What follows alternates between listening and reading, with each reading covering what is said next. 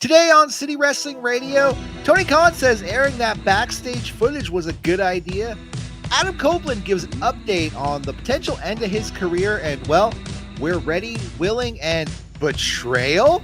We take a look at this week's Monday Night Raw. All that and so much more this week on City Wrestling Radio.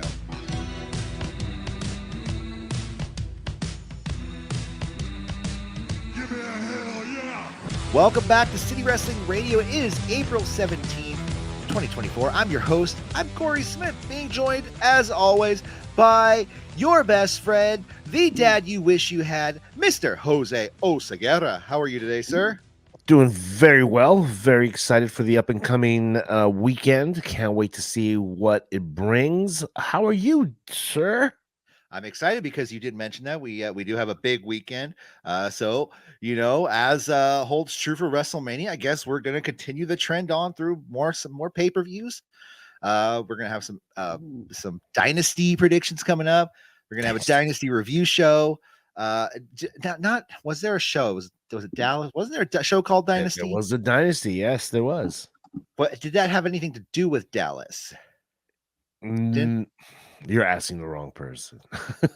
Nonetheless, we're gonna have a whole bunch of shows this week, so stay tuned for City Wrestling Radio. But today we got some stuff to get into. First off, how's everything going in your life since we last spoke, Jose? It's been a whirlwind. Mania weekend was crazy. Ton of content by CWR City Wrestling Radio.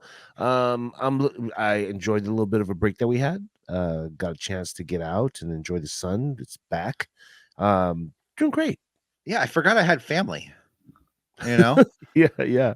WrestleMania weekend, there was I put an automatic reply email, and then I opened it back up, and I'm like, oh my god, people need my attention. But anyways, I mean, you talk about all the stuff that's happened since the last time we were on. And well, one of the biggest things that's happened this last week was AEW showing that infamous backstage footage. First off, I want to get your take on the footage itself. Jose, what did you think of the footage? It's no big deal. I mean, should it got hyped as much as it did? No, but I understand why. I understand why it was shown. I understand why it needed to be said, for lack of a better word. Yeah. I don't want to say a big nothing sandwich because some good stuff came out of this, especially for Jack Perry. Definitely. So yeah, I mean, welcome to pro wrestling. Yeah, I mean, I kind of thought it was a big letdown for everyone because it was kind of like one of those, oh, that's it. Mm-hmm. All right, well, you know, did Punk lie? Did he not lie? I mean, 50-50. 50-50. Yeah, he did. He lied, but he embellished. He embellished. Anyways, but since then, more recently, we cut to this week where Tony Khan was speaking with Odyssey's Chris Russell on the Chris Russell Show, available on your Odyssey podcast or wherever you get your fine podcast. Sorry, my job. Anyways, but Tony Khan seemingly doubled down on the premiere of the footage, saying it made a lot of sense. Khan said, well, I think it made a lot of sense. First of all, FTR and the Young Bucks ladder match coming up at AEW Dynasty for the World Tag Team Championships. This is the fourth chapter in FTR versus the Young Bucks. And they last wrestled Young Bucks FTR 3 was at Wembley. And a lot happened that day. They were the third match to be on the pay-per-view at one point, and it looked like we were going to call them up to be the first show to go out. Then things ended up the way they did, going in on the spot they were in. But the Bucks said the whole day, everything that happened, it really affected their mental preparation. They weren't able to pray before the match, which they are religious guys. You know, I'm not going to sit here and make fun of that. It is, and said they were very stressed out. So I don't know. It's kind of one of those things. Like you have the boss who's trying to be like, oh yeah, this made a lot of sense, but it's like with the Bucks who are blatant heels in the company and not, behind the scenes, but on camera they definitely are. Yeah, 100%. like I said, Khan was asked about this matter. He didn't bring it up himself, but yet he has reinforced his decision, but yet remains tight-lipped on a lot of other things that happened behind the scenes. Do you think this is a good look for TK and AEW, Jose? I don't think it's a problem. I don't think it's anything to worry about. Yeah. A lot of people are making a mountain out of a molehill. This is pro wrestling, man. This is what they do. Companies call each other out. Some companies decide to ignore each other. Um, who cares? It's not that big of a See, deal. Sit back and speaking enjoy. of the Will Ospreay grinding promo, Yeah, that was great. Yeah, That it was was great. And you know what? Everybody needs to. I shouldn't say everyone. A lot of people in the internet wrestling community needs to take a chill. Stop with the tribalism. I'm gonna take my Adam Copeland speech now. Stop with the tribalism. Enjoy the show, but also real recognize real. Triple H threw the first shot. Yes, he did. This is Yes, a he response. You can't complain about Will Ospreay shooting shots back when he wasn't the first to take a shot.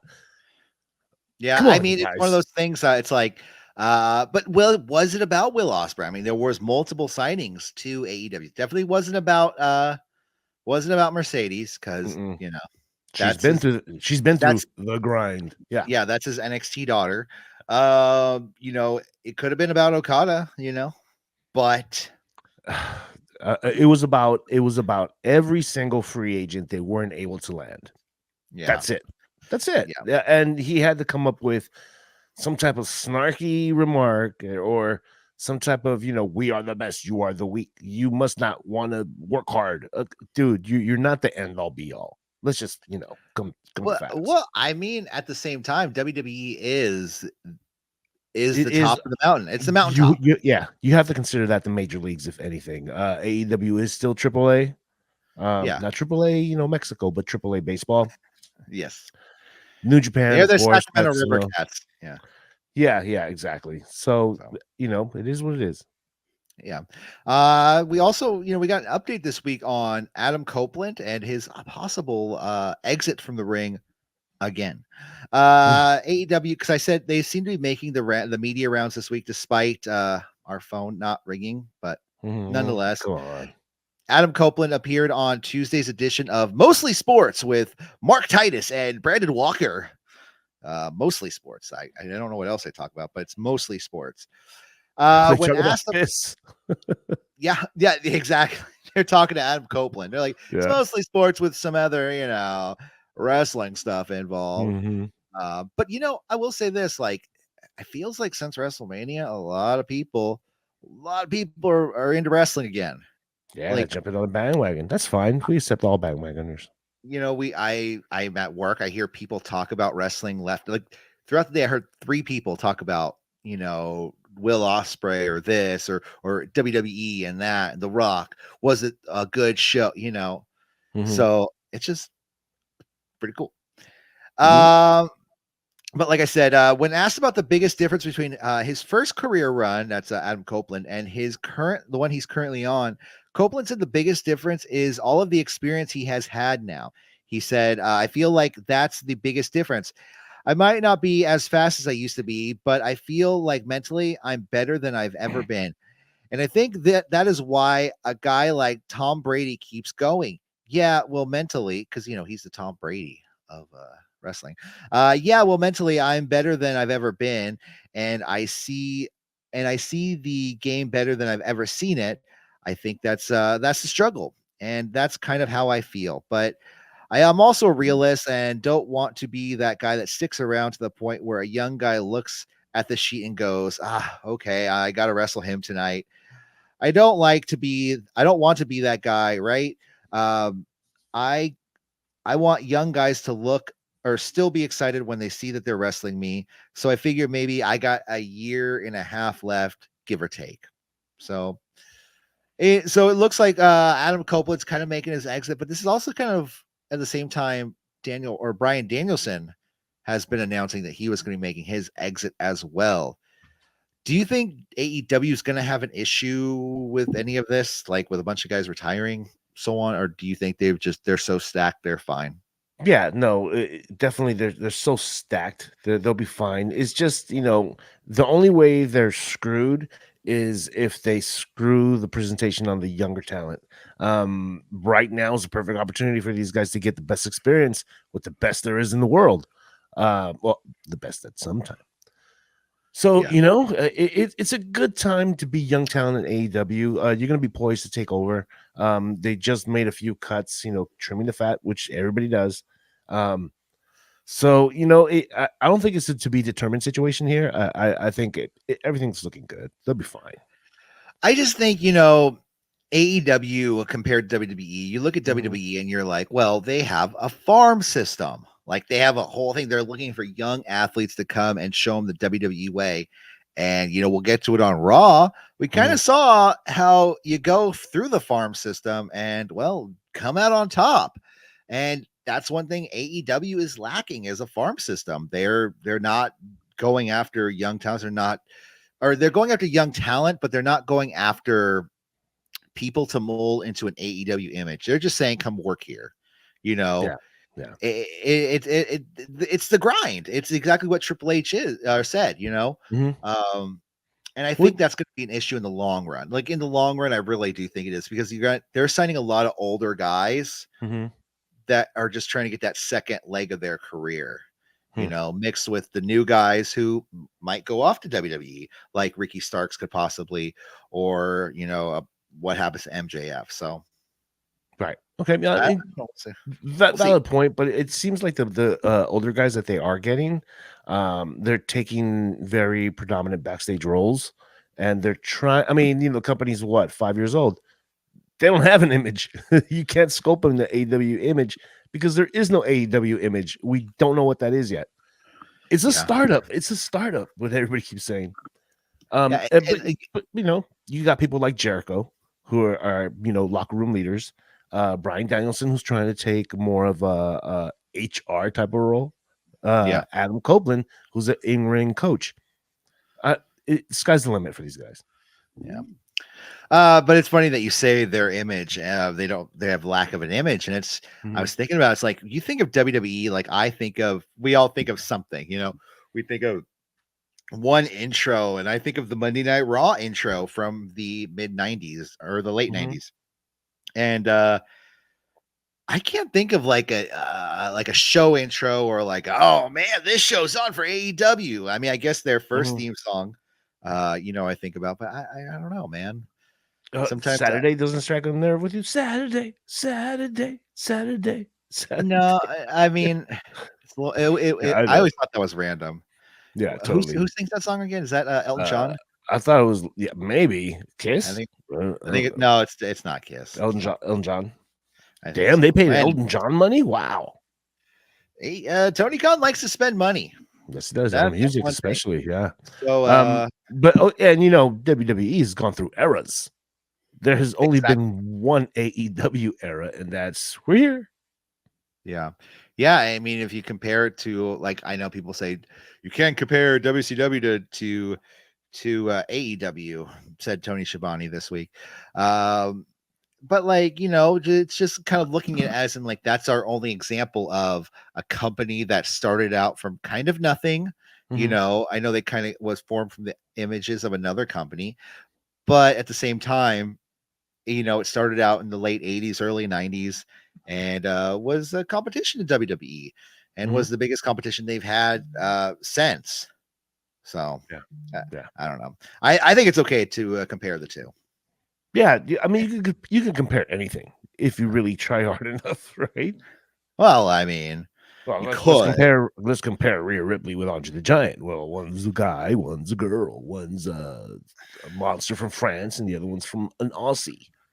but speaking of Rhea Ripley, Mhm. Monday Night Raw this week. Hmm.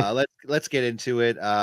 So the show kicks off, and we get this cool kind of rundown. But okay, so here's the thing: every week I feel like they're turning the notch up on the production. You know, Yes, like yes. they want to try something different and new every week, but they also want to take the thing they did last week and turn it up more. Mhm, They want more of it. And I feel like that intro was a little like, "Oh, okay, it's getting a little cheesy because it kind of ran down all the top guys of the night. coming into the building, whereas before it was The Rock and Cody are here. It's 6:05 Yeah. PM Eastern time. Now it's like 20 guys are all showing up to the arena at different times. This person's facing this person, this Yeah. person, Yeah. this person versus this person. And it's just like, Yeah. And everybody has a bus. Everybody has a bus. I mean, it's a good look, but Nobody's coming in on Uber or Lyft. right. Yeah. So we get that, and it was what it was. It was cool. It looked good, but at the same time, it was slow it down. Like we don't need to like kick it to 11 all of a sudden. Yeah. What do you think of the intro? The Avengers disappearing in the mist and intro. It's Yeah, I feel the same way. WWE universe, man. I guess, right? But everybody's getting snapped. Well, Vince got snapped for sure. Oh yeah, no, he doesn't appear in any of that. Yeah, what's going on?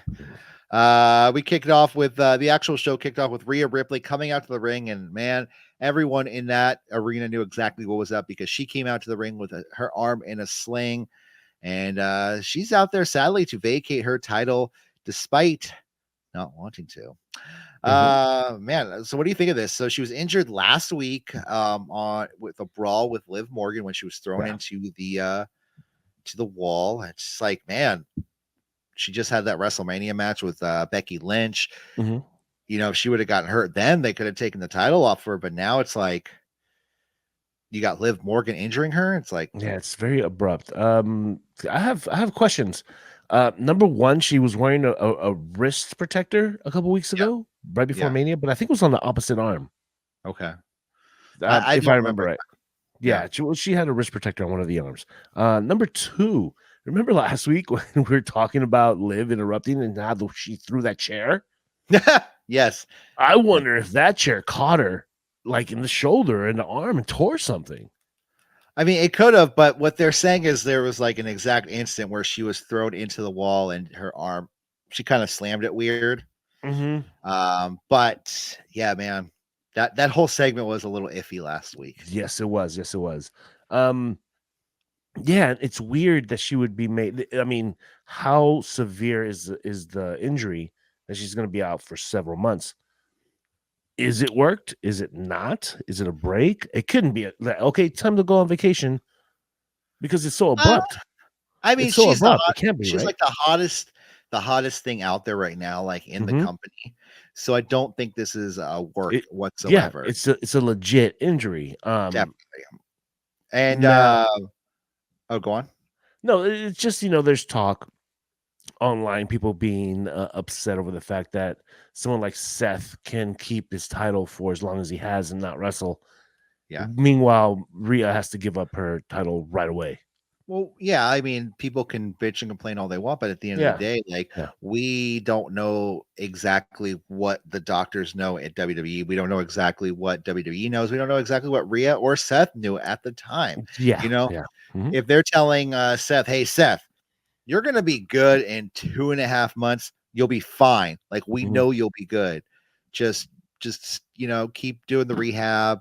Don't limit the bump. Yeah. Don't do anything to re-injure yourself and you'll be good." Now they could have told Rhea, like, it could be this to this, but we don't know exactly how long it's going to take. Or they could have said, "No, you're not cleared to go at all." Yeah. Well, I mean, that could be it, but what was they say? Was it 4 to 6 months? I think she said several months. Several months, yeah. So 4 to 6 months is what I heard, and I kind of like the promo she cut because you felt like she was actually pissed at Liv. Oh yeah.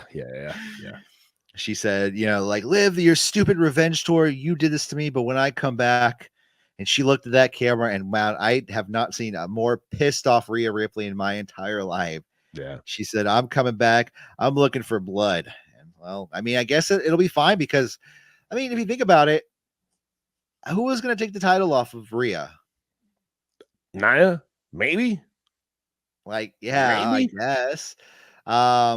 So maybe Raquel eventually. I don't know, but not I don't even think Raquel's on the rosters list anymore. I don't think she's active.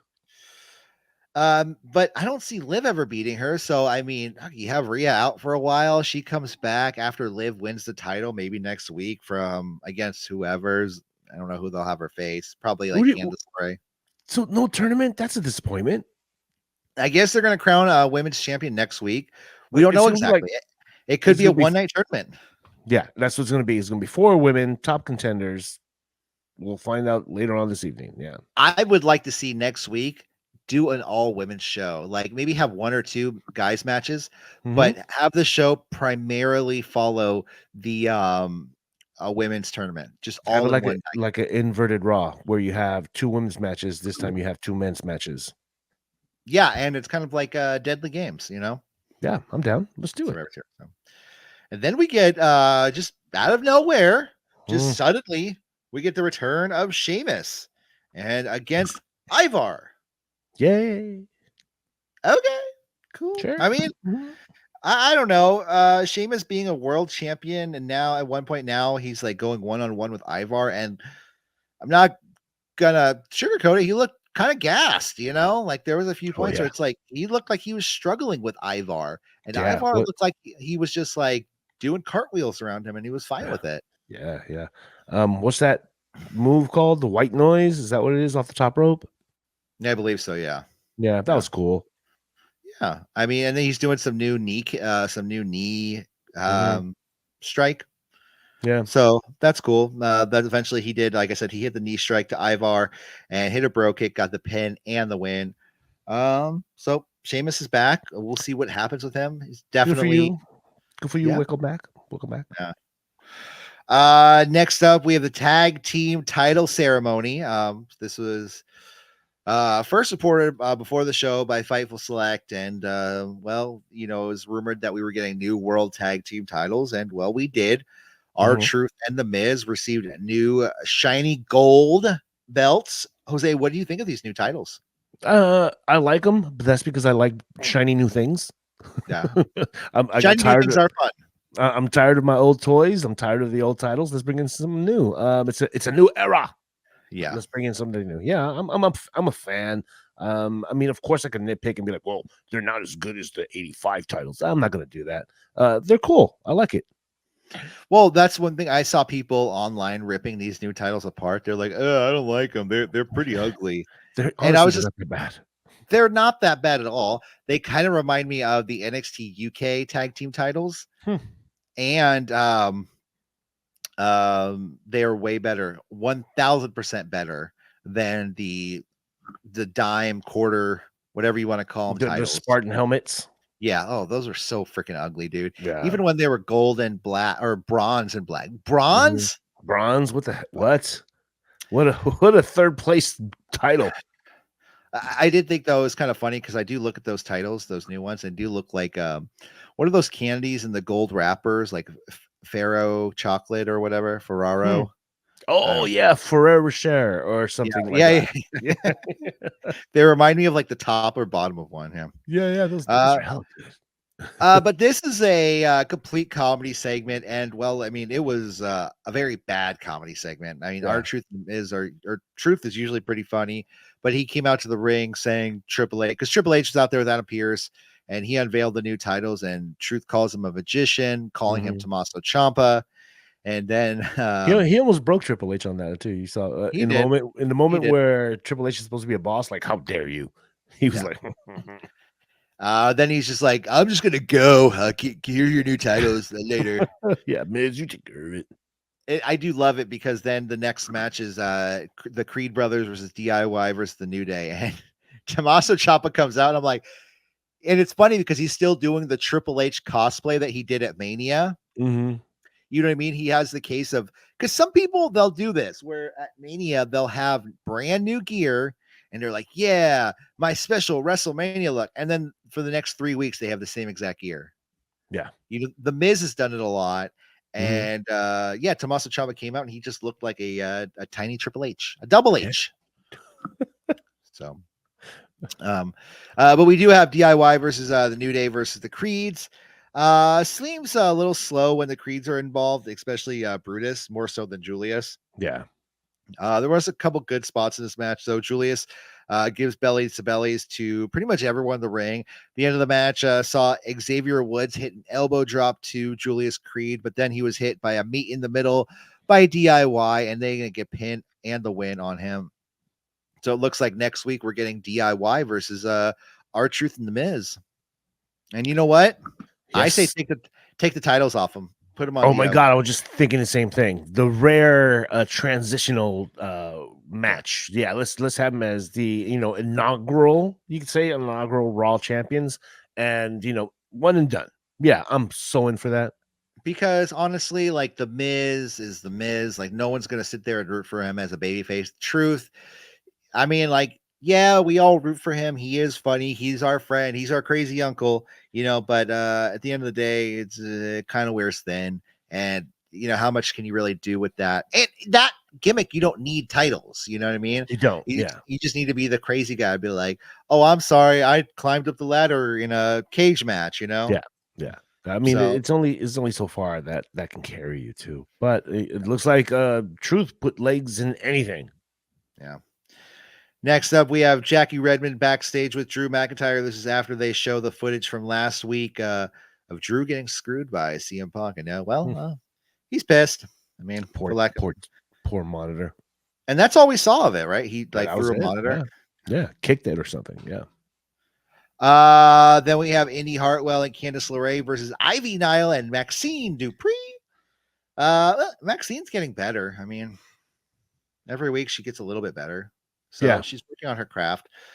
She's getting, and I like how she's kind of giving it all. Like there's some spots where I'm like, tone it down. You're not in a cartoon, Mm-hmm. Mm-hmm. Yeah, But yeah, totally. but the fact that she is that animated proves that it's like, okay, she's in this to win it, Yeah, and she got thrown into on the deep end.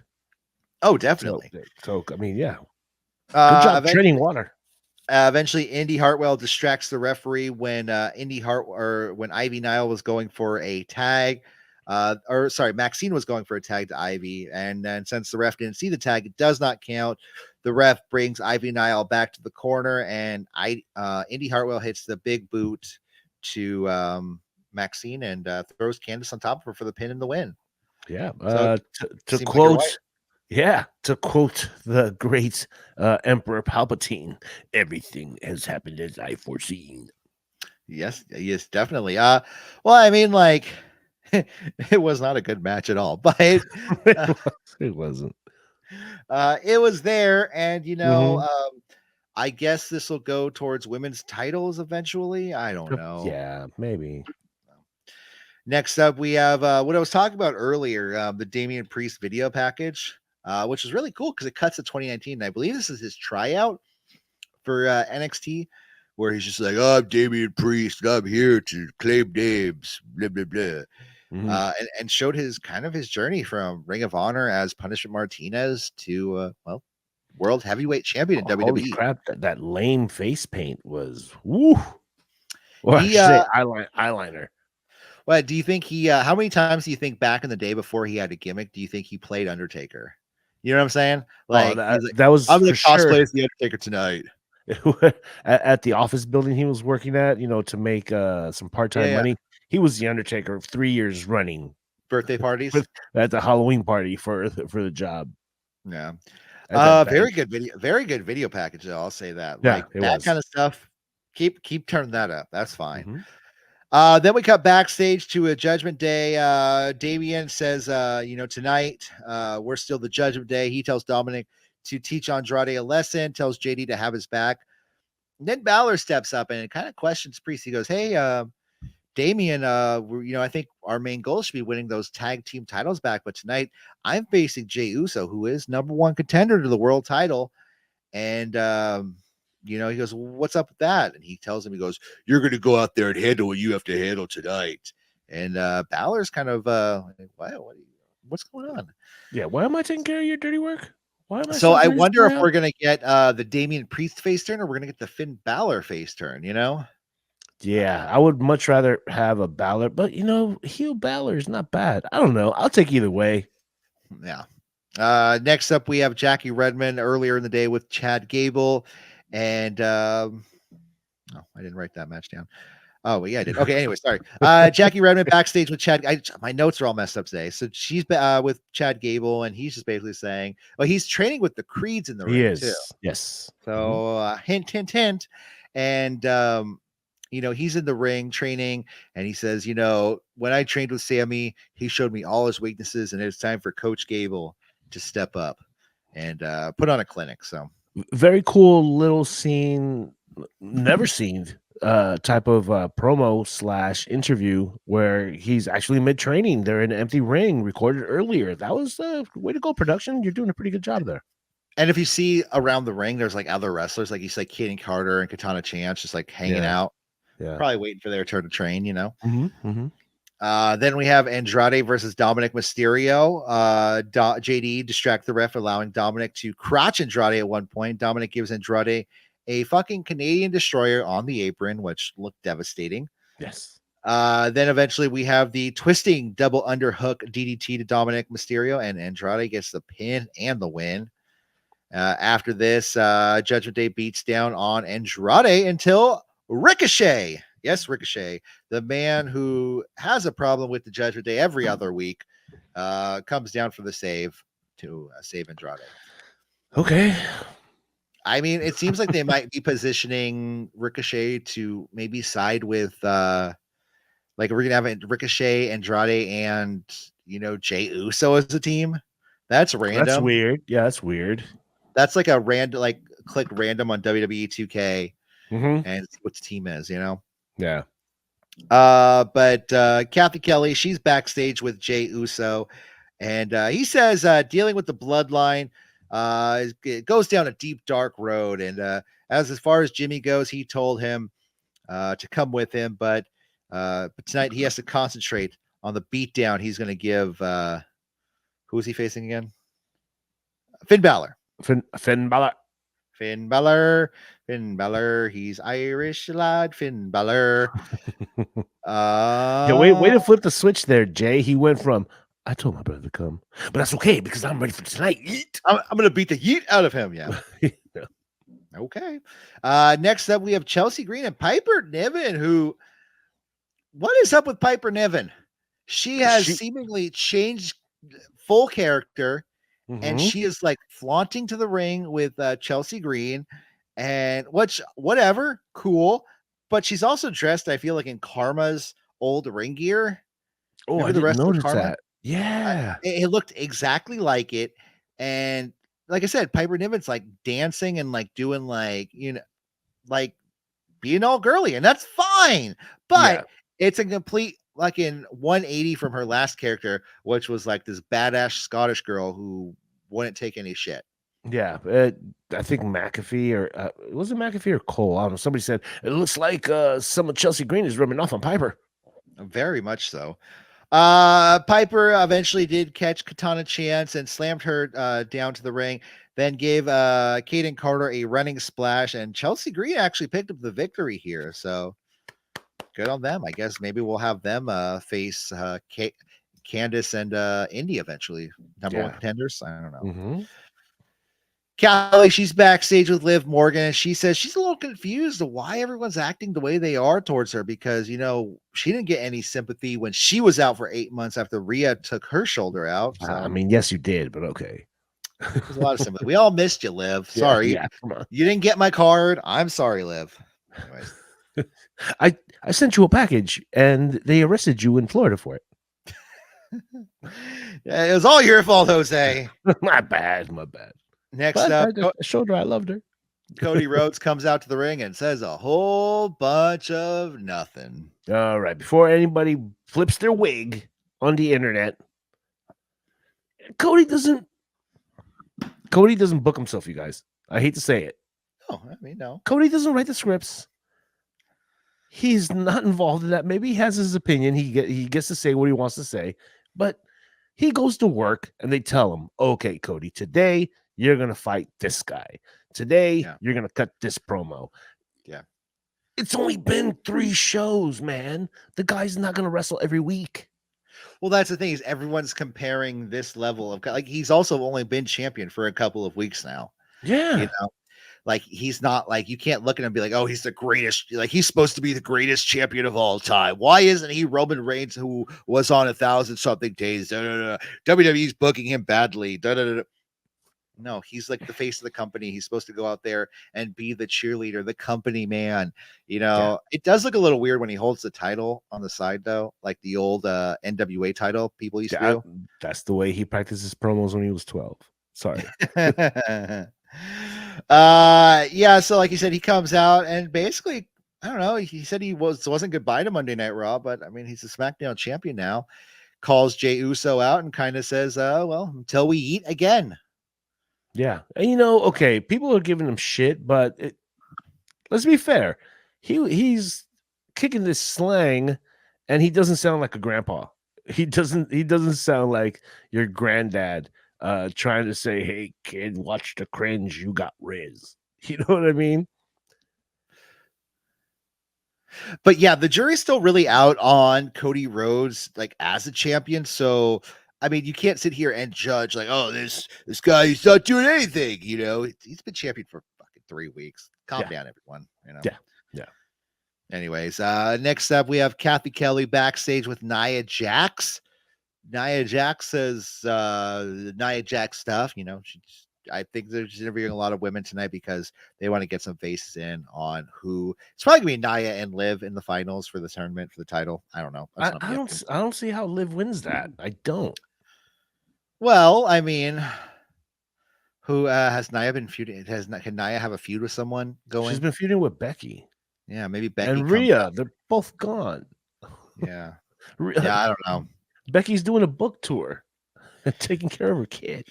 It doesn't seem like Liv Morgan would be like world heavyweight championship material, though. She's Unless, it'd be cool if she actually enlists the help of Raquel and they kind of both do a nice little heel turn on Nia and they, beat her up somehow.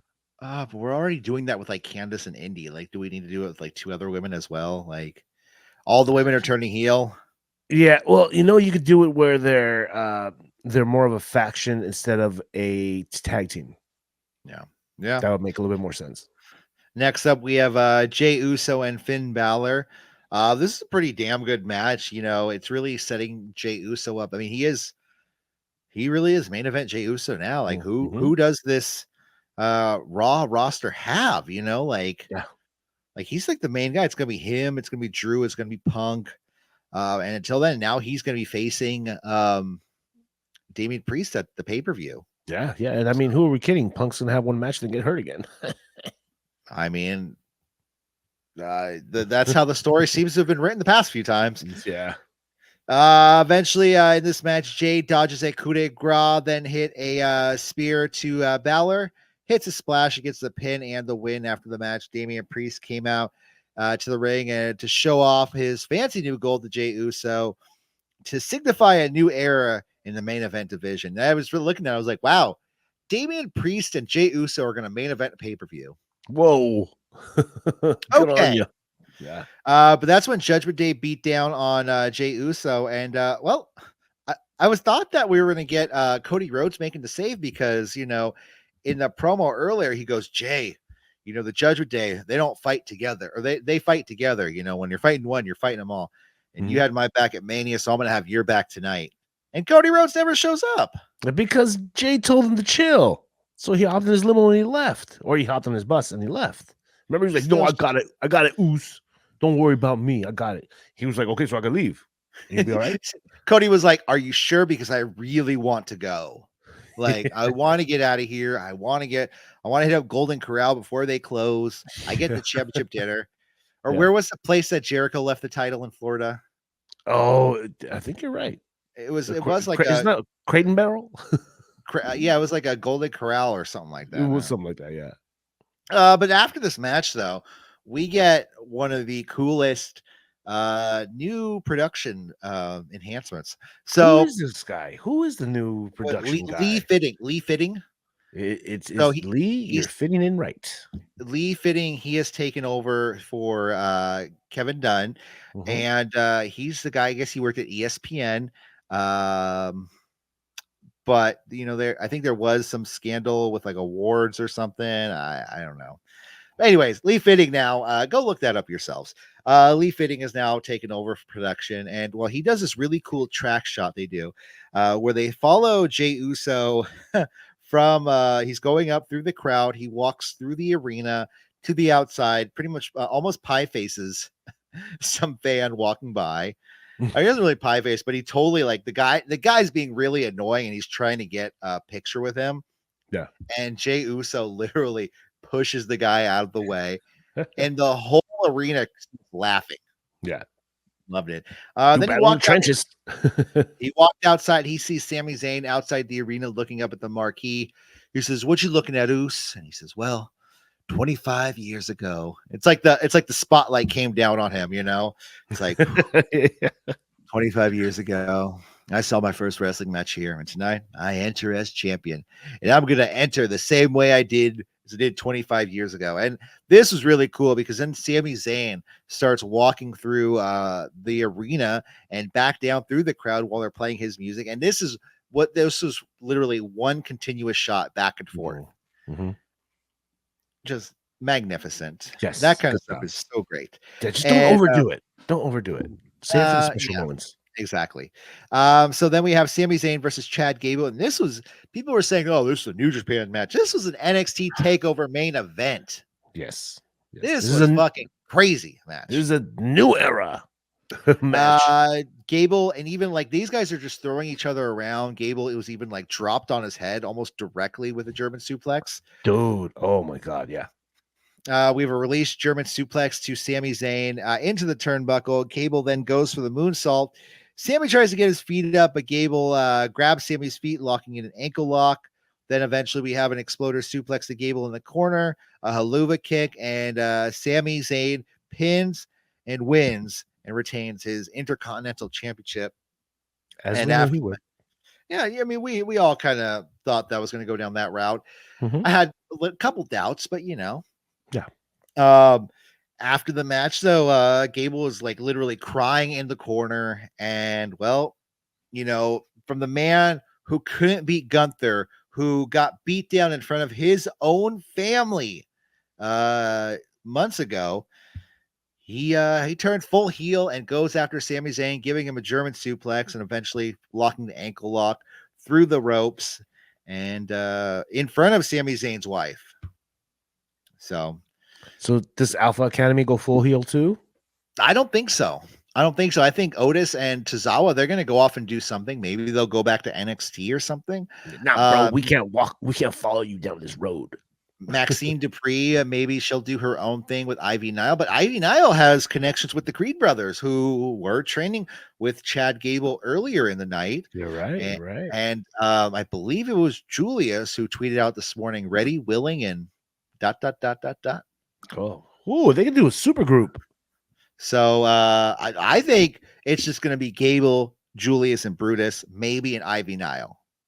And he's going to ditch Alpha Academy, and maybe they'll do their own thing. Maybe somebody else will take over Alpha Academy, or they'll just go do another tag team thing, or just merge and make a super group.